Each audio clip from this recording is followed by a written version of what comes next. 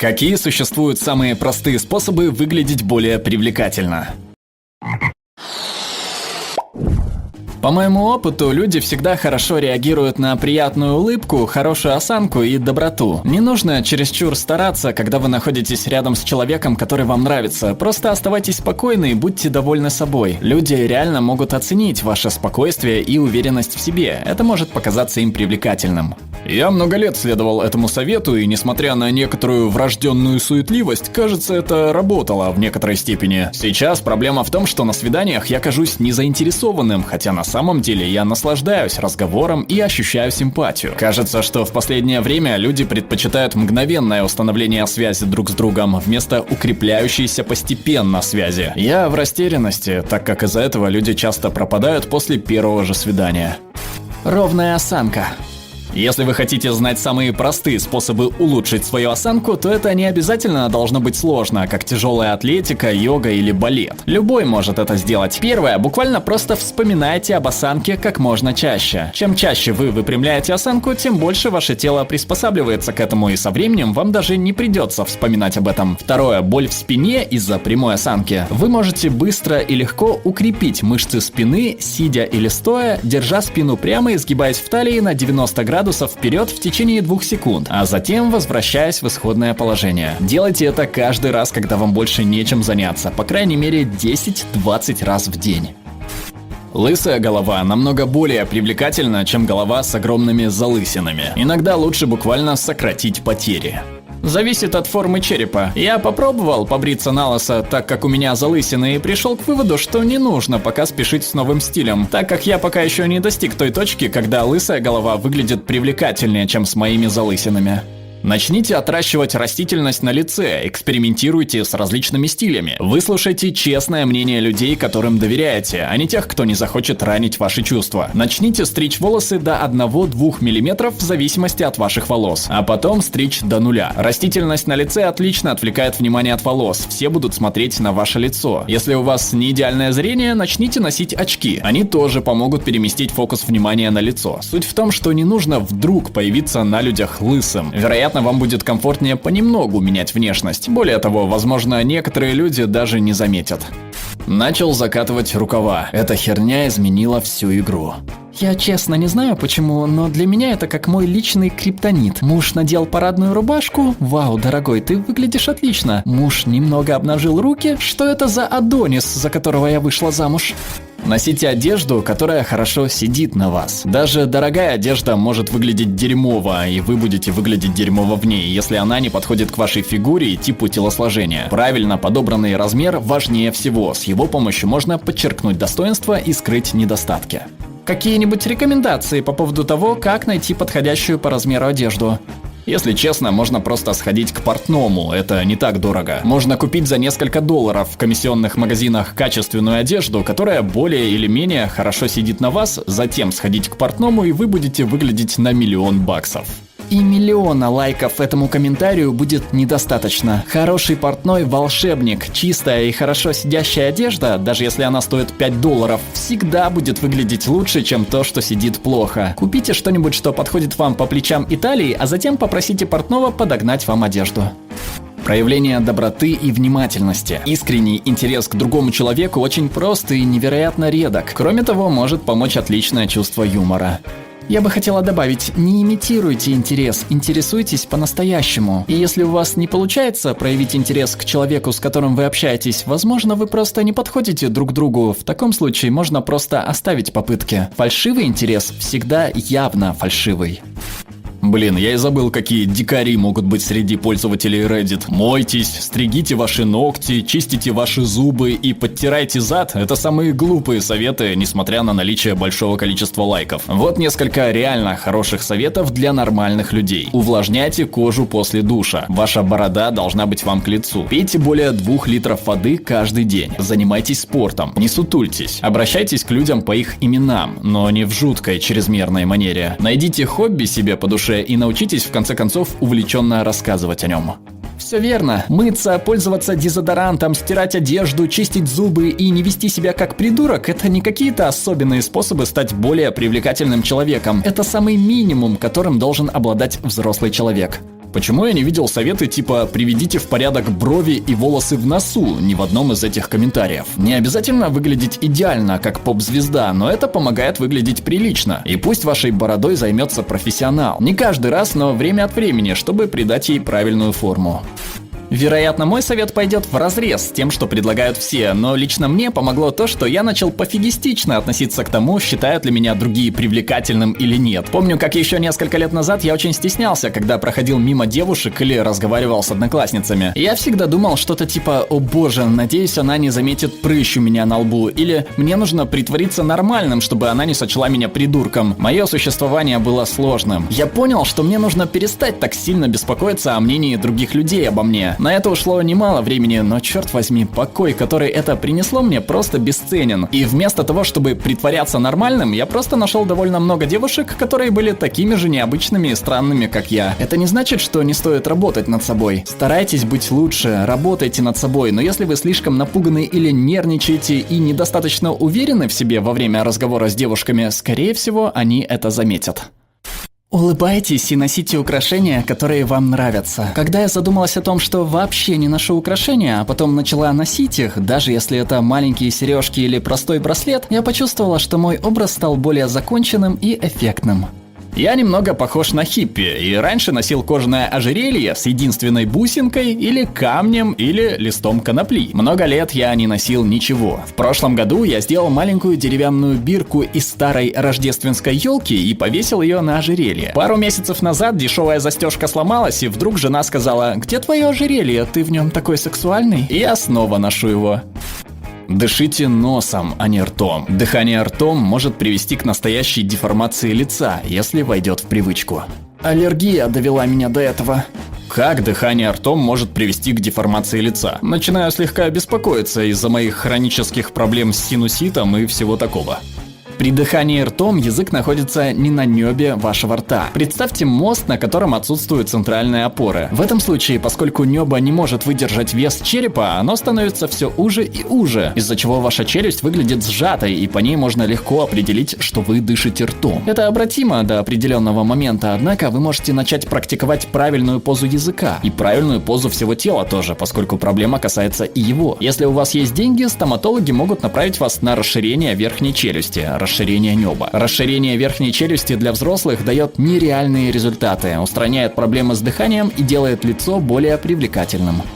Носите одежду более ярких цветов. Не все цвета радуги сразу, просто включите более яркие цвета в свой гардероб. Парни особенно часто имеют привычку носить по сути только одежду белого, черного и серого цветов, время от времени разбавляя ее приглушенными оттенками синего или другого. Большинству женщин нравится, когда вы готовы носить что-то более яркое. Я замечаю на себе гораздо больше женских взглядов, когда на мне одежда ярких цветов, сочетающихся друг с другом, чем когда я одет во что-то более сдержанное. Это говорит об уверенности, а также некотором чувстве моды, которое в какой-то степени нравится большинству женщин в парнях. Также цветные очки. Не каждая оправа должна быть черной. Мне всегда казалось странным, что в большинстве культур до современной истории яркие цвета были признаком гордости и силы, но за последние пару сотен лет они стали считаться признаком женственности. В этом нет никакого смысла. Мужики, не заваливайте свой гардероб скучной одеждой.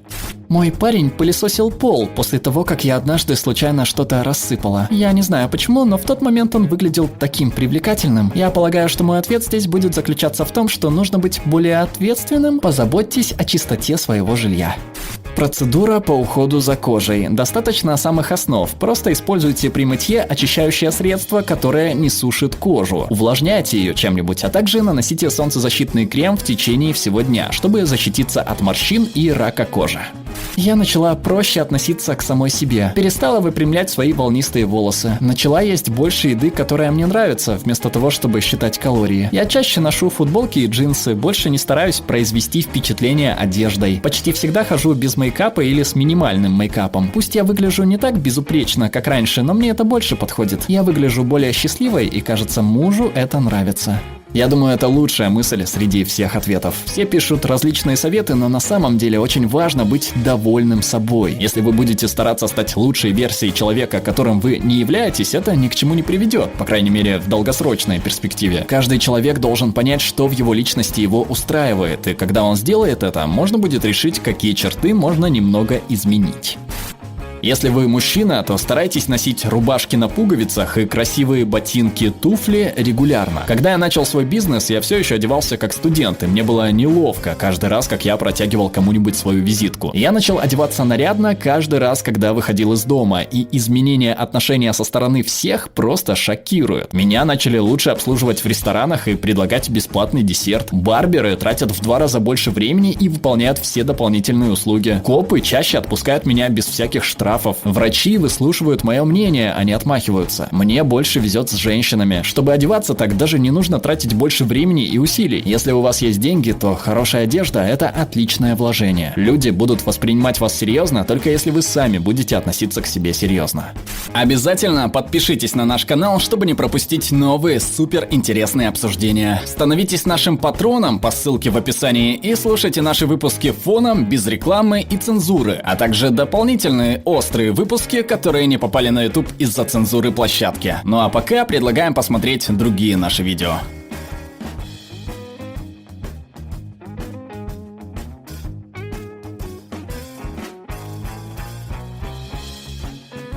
All right, everyone's presentations are done.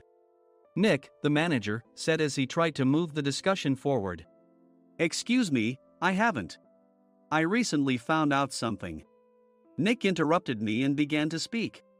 There's apparently someone in this department who didn't graduate high school and is just a part-timer. Meetings should be for employees only. Absolutely right. His lackey, Mike, of course, agreed with Nick. I'm leaving. After leaving the meeting room, I started to shut down my computer. I noticed that an email had arrived, not in my personal inbox, but in the company's shared email. Thinking, there's no point in speaking up, no one will listen, I went home quietly. The next day, I heard a commotion from Nick's desk. He was staring at his computer screen, his face pale. Nick! Is something wrong? Mike looked at the screen with him. And he turned even paler than Nick. Why is he so angry? Knowing the reason for Mike's distress, I thought to myself, serves them right. My name is Adam. My mother passed away when I was in the 9th grade, and I was raised by my father. Well, you could hardly call it being raised. After my mother passed, my father changed. He drowned his sorrows in alcohol, and though he still went to work, he squandered our living expenses on horse racing. Because of that, I had to start working part-time as soon as I entered high school. Every month, I went to the convenience store with bills in hand that couldn't be auto-deducted from my father's account. Even though I endured it because I didn't want to be alone, I reached my limit in my 2nd year of high school and dropped out. I found a live-in job at a distant inn. Thank you for everything. The day I left home, my father, still staring at the TV, spoke. Take care. That was our last conversation. Back then, 18 wasn't the age of majority, so I needed my father's permission to work, and I couldn't hide my place of employment. Yet, my father never visited me even once. I kept working just to survive, and before I knew it, I was 42. Years of hard work paid off, and I was transferred to the headquarters. I was thrilled to be recognized by the company, as I thought I'd be working in the field until retirement due to my lack of formal education. Listen up. Our work can change the future of our employees. Don't drag us down.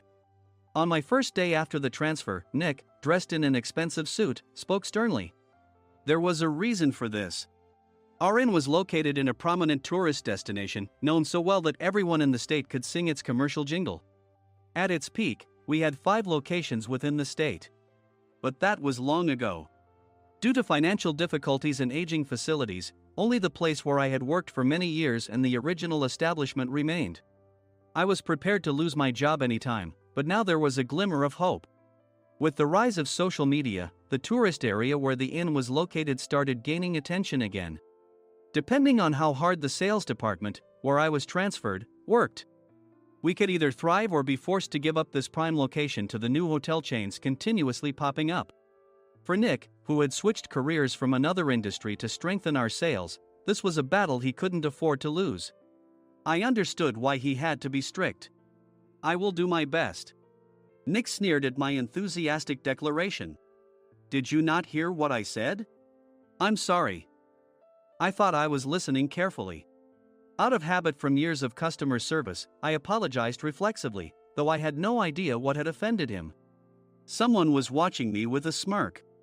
In this department, there are those who are expected to excel and those who have been shoved here because they have nowhere else to go. You are the latter. It was Mike, the section chief. He's 7 years younger, at 35. But he was called to headquarters much earlier than I was and had been moving around within the headquarters ever since. I'm not jealous, but I can't accept that he's my boss. Graduating from a prestigious university, he has an unusually high pride and caused many problems as a newbie, making things very difficult for me when I was the front desk leader. When I found out Mike was transferred to the sales department a month before me, I was disheartened. Mike is right. With just a middle school diploma, there's not much you can do. Don't even think about achieving results. As if I didn't exist, Nick remarked, "I'm thirsty." Mike eagerly ran to the coffee maker. It seems Mike is Nick's lackey. I regretted being happy about my transfer to headquarters, wishing I had stayed on site forever. Send a direct mail to every company on this list by the end of the day. Nick only assigned me tasks that even a new graduate could handle. What? There are over 1,000 companies. You want me to send to all of them by today? Yes, if you and your fellow misfits split the work, even those with nowhere else to go should finish by today. I glanced at the employees typing away expressionlessly. They were worn out from customer service, only thinking about leaving on time, or were women reassigned after having children, with zero motivation for work. Even Sam, a new graduate from the same university as Mike, who was supposed to be among the expected achievers, had no enthusiasm for the job, having joined the company wanting to do customer service. "I don't care what they say, I plan to quit any time," he said. Only Nick and Mike were highly motivated, making all the decisions between the two of them. I originally only wanted to work at the inn to survive and had no particular attachment to this job. I swallowed my words, thinking I had no right to reprimand them. About a month after the transfer, Nick told us with a frustrated look. "To commemorate the 50th anniversary, we've decided to create a plan exclusive for one group per day. Originally, Mike and I were supposed to come up with it, but our president, Mr. Thompson, insists on hearing everyone's opinions. So, you all get a chance." As Nick explained, Mike began handing out prints. Make sure not to embarrass Nick. If your ideas are half-baked, you'll have to redo them. It seemed that they had printed his handwritten notes by Mr. Thompson, which included several questions and a section for free responses. It made sense why Nick had to seek our input, given that all responses had to be submitted to Mr. Thompson. We were given a week to think about it, and a meeting was scheduled to compile our ideas. My plan is to let guests enjoy both the old and modern America. Nick began the presentations. Guests would watch a master confectioner at a nearby traditional sweet shop make sweets in front of them. The welcome drink would be premium tea in a bottle. Nick's plan was certainly attractive. After his presentation, Nick called on us to present in the order we were seated. Just as I stood up for my turn. "All right, everyone's presentations are done." "Excuse me, I haven't. I recently found out something." Nick interrupted me. "There's someone in this department who didn't graduate high school and is just a part-timer." He was likely talking about me. I joined the company as a part-timer and was made a full-time employee when I turned 20. That was 20 years ago, so Nick and Mike probably had no chance to know until recently. Meetings should be for employees only. Absolutely right. After that, Nick kept creating opportunities to solicit everyone's opinions, purposefully excluding me from speaking.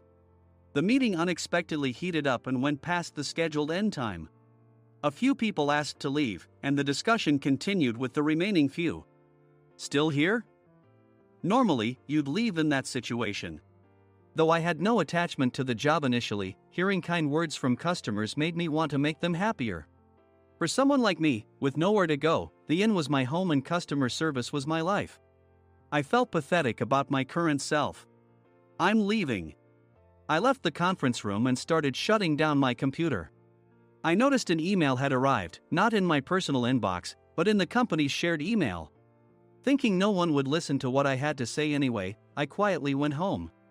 The next day, while preparing the DM as instructed, I heard a commotion from Nick's desk. In his haste to stand up, he hit his knee on the desk. He stared at his computer screen, his face pale. "Nick?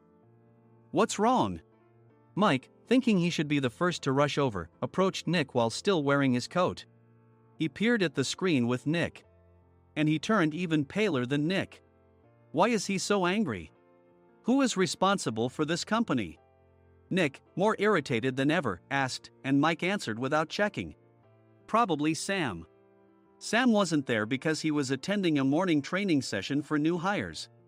Nick gave up on getting angry and returned his gaze to the screen. They were looking at an email that arrived right after the end of the working day yesterday. Apparently, no one, including me, had checked it before leaving. The email was from a large company that used us for their annual employee trips. The president and executives of that company also frequently used our services personally. President of the company, Mr. Mason himself, had declared that neither he nor his company would ever use our services again. Well, some companies cancel their employee trips or stop using our services due to financial struggles. Let's just move on. Mike kept wiping the sweat from his forehead with a handkerchief. Knowing why Mike was so agitated, I quietly watched their interaction. Do you know how much revenue we get from that company? We can find other guests to fill the rooms, but we'll lose the banquet costs, gift shop revenue, rental car fees, and more. Moreover, the gifts were supposed to be prepared by the traditional confectionery shop involved in Nick's proposed plan. If it's known that we incurred such a huge loss at this critical time, Nick's position in the company would be jeopardized. Nick took a deep breath, seemingly trying to calm himself. All right, Mike. Go to New York right now and apologize to Mr. Mason. What? You're coming with me, right? I have urgent work to do. I trust you, which is why I'm entrusting this to you. Please. Mike, believing Nick's sincerity, agreed with a determined look on his face, saying, yes. That's Nick for you. Even if Mike went to apologize, Nick would shift all the blame onto him if the client didn't change their mind. Well, it was Mike's fault to begin with, so it served him right. About 3 hours later, Sam answered a call from somewhere and repeatedly apologized, saying, I'm very sorry. Everyone watched to see what was happening. After ending the call, he informed Nick with a weary tone. When Mike arrived at the client's company, he only made things worse, further infuriating Mr. Mason. He was demanding, get his boss here immediately. It was no wonder Sam was exhausted, dealing with such a call right after returning from training. What is that idiot doing? All right, Adam, you're coming with me. If sacrificing Mike didn't work, then I must be next. Normally, I'd want to refuse at all costs, but I saw an opportunity in this situation. If I can be of assistance, I'd be happy to join you. I obediently followed Nick, and we flew to New York. When we introduced ourselves at the reception, it became clear how serious the situation was. As the receptionist personally escorted us to the president's office. Angry voices leaked through the door, making both Nick and me uneasy. Excuse me. I'm Nick, the supervisor. I understand my subordinate has caused you trouble, and I deeply apologize. Nick, with his experience in the corporate world, knew enough to offer an apology before excuses. However, his customer service skills left much to be desired. I sighed as I saw Mike trembling like a small dog in the corner of the room. What kind of training are you giving your subordinates? Mr. Mason glared at Nick with a red face. The intensity of his gaze made even Nick take a step back. Regrettably, I joined this company only 2 years ago and was unaware of Mike's issues. I should have identified his shortcomings sooner. Indeed. I should have realized sooner. No sensible person would come to apologize and then give a lengthy presentation on the drawbacks of not using their in. Nick froze, his mouth slightly open. Suspecting the worst, I picked up the documents that had fallen to the floor. It seemed Mike hastily prepared these documents on the plane, listing the disadvantages. Disadvantage 1, if you change the venue for the company trip, employees might suspect it's for cost-cutting reasons, leading to a negative impression. Reading it aloud half-jokingly, Nick snatched the papers from my hand and checked the contents with a furious expression. Among the stack of documents was a receipt from a nearby convenience store's copy machine. I felt a pang of dread, hoping he hadn't shown the receipt as well. What do you think he said when I asked what kind of nerve he had to do this? I'm very sorry. Faced with the dire situation, Nick must have thought there was nothing left to do but apologize. In a voice smaller than I'd ever heard from him, he uttered words of apology. He said, "I'm a Harvard graduate. I don't believe I said anything wrong. Mike, what have you done?" Forgetting his plan to pin the blame on Mike, Nick yelled loudly, even in front of Mr. Mason. "I didn't do anything wrong. You're still saying that? Look at him." Mike pointed at me with a shaking hand. "I was assigned to headquarters in my 20s and now I'm a section chief. This guy only made it to headquarters at 42. Everything I've done proves I was right. So why are we losing the contract?" Having said his piece, Mike collapsed to the floor. "Of course. You were sent there because you had nowhere else to go." Mike never expected to hear such words from someone he looked down upon. He lunged at me, and Nick hurriedly stepped in to stop him. "Mr. Thompson told me Mike is a quick thinker, and to take good care of him." There's no way he was pushed aside. "Don't make things worse here. He didn't say quick thinker, he said only quick-witted, didn't he?" I don't remember that part. I recalled the many troubles Mike caused when he was a newbie. When Mike was on the front line, his pride was so high that he never apologized to customers. Customer service, especially in our job, doesn't work alone. It brings both good and bad situations. If the front staff or housekeepers made mistakes, or the cleaning company didn't properly clean a room, one had to apologize to the customers regardless of personal fault. Mike, in such situations, would never apologize, insisting he wasn't at fault. This often angered customers, and as the front desk leader, I frequently had to apologize on his behalf. He caused complaints and disrupted operations, which is why he was quickly moved to headquarters. In departments where he didn't interact directly with customers, his quick thinking was beneficial and things went well. But it seemed his flaws were starting to show. Corporate reservations are supposed to be entered into the system by the sales representative. But a quick check yesterday revealed that more than 10 items were missing from the client's reservation. The handover document clearly stated what needed to be prepared. Why didn't you enter it into the system? Why do we have to give them special treatment? Filling rooms near the banquet hall, setting up all the food in advance. Specifying the brand of wine, they're too demanding. No wonder he always angered customers, I thought, feeling a headache coming on. Grouping them in rooms near the banquet hall is for our benefit too. It makes it easier for the staff to set up beds and serve breakfast since everyone's schedule is synchronized.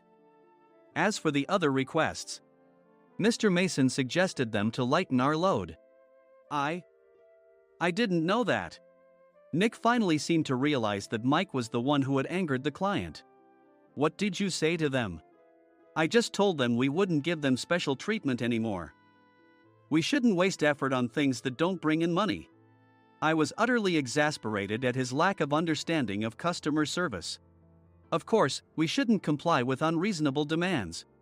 But carrying over successful practices from past stays makes customers feel remembered and enhances their experience. Good memories encourage repeat visits. That's part of our job. I looked down at Mike, who was sitting on the floor. In our job, nothing is a waste.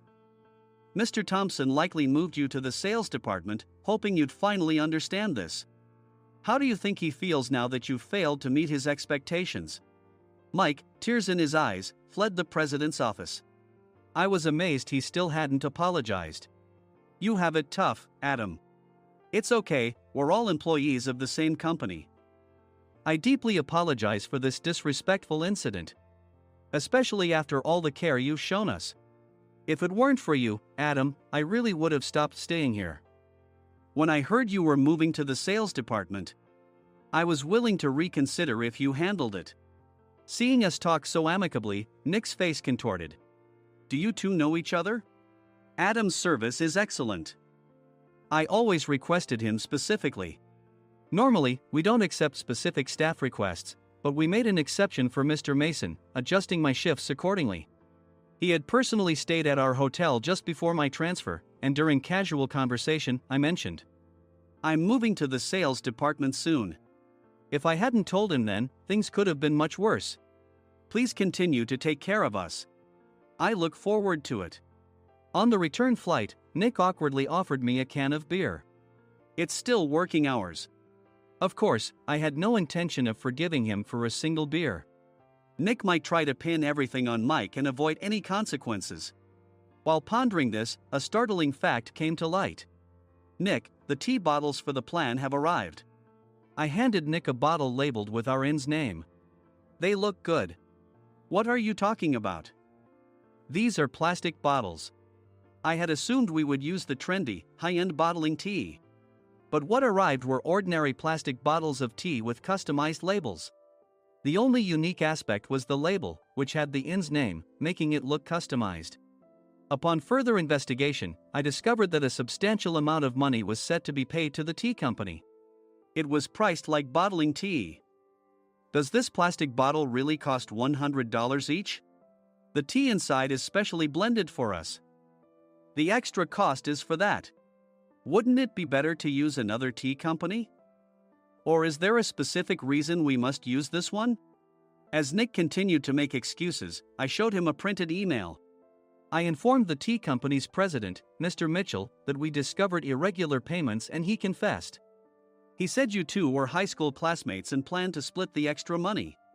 That idiot. Why did he confess? That's not important. You should worry about yourself, this could turn into a police matter. Opening the bottle cap, I suggested. How about calming down with this tea? It supposedly has a relaxing effect. Nick drank the tea frantically. In the following days, decisions were made about their fates. Mike was reassigned to the General Affairs Department, with no chance of transfer or promotion, as per Mr. Thompson's orders. As for Nick, since the payment to the tea company hadn't yet been made, he narrowly avoided legal trouble. Instead, he was encouraged to leave the company, and to avoid further complications, Nick submitted his resignation. Rumor has it that connections between HR departments have made it difficult for him to find new employment.